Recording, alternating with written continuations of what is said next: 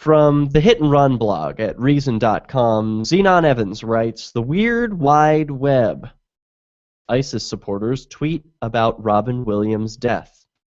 Quote, Behold, ye mighty, but don't despair. The internet is weird and a wonderful place where you can see things once unimaginable." And no, I'm not talking about 4chan, you sickos.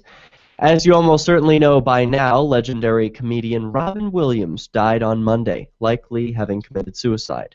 By Tuesday, everyone found an angle to capitalize on, from suicide awareness to indignation about the media not respecting Williams' privacy to critiques of celebrity worship. In the other corner, we have supporters of the militant jihadist group ISIS, also known as the Islamic State, commenting. Many of them are glad Williams is dead, citing some jokes he made about 12 years ago about jihad. But check this out, below right. Here I'm sharing it with you on screen. Did you see that? It's a crack in the throat-slitting, black flag-waving facade.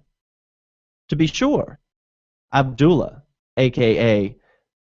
Mujahid for Life, is a 19-year-old British-born fighter and ISIS supporter, and he's serious about it. He's anti-democracy, pro-theocracy. He's got no time for humanitarian international law because in his mind, Sharia law is number one. So there's not much anyone from the West, aka the Great Satan, would normally have in common with this kid. But right now, he's bummed about the death of an American actor, just as so many Americans are. And it became a channel for non-ideological, civilly conducted cultural dialogue. Instead of falling back on the war-ready rhetoric of his leaders or the United States, individuals communicated directly, asking him what other movies he likes. And here it is, the tweet captured forever. He's saying, "Good movie. Loved it as a kid." As another ISIS member reports, "Shame. I liked Jumanji." And they had it on video. It's a unique moment. And the attention seems to have made Abdullah a bit giddy. He later tweeted, quote, "They think I grew up somewhere in a mud hut, so I never saw a movie, whereas I've seen most of the flicks they ask. Now I'm worried that people will start to follow me because they want to hear about my favorite movies instead of reporting jihad. The world would much rather hear about your favorite movies, Abdullah." These Twitter talks won't stop wars, but they could help individuals pause. Recall that the fighters on both sides of these wars are young people who grew up laughing at the same films and a glimpse of their humanity. It's hard to hate people up close. We'll never agree on a lot of things, and we don't have to try living together in kumbaya BS.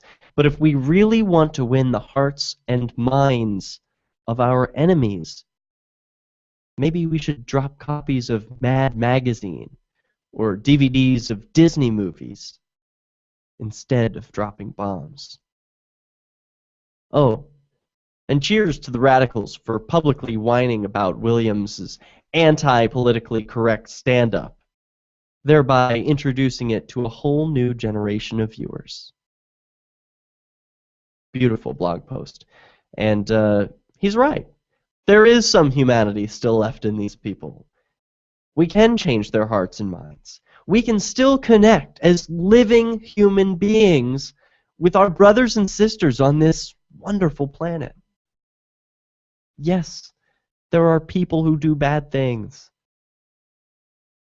But often, there's a pain deep inside of them.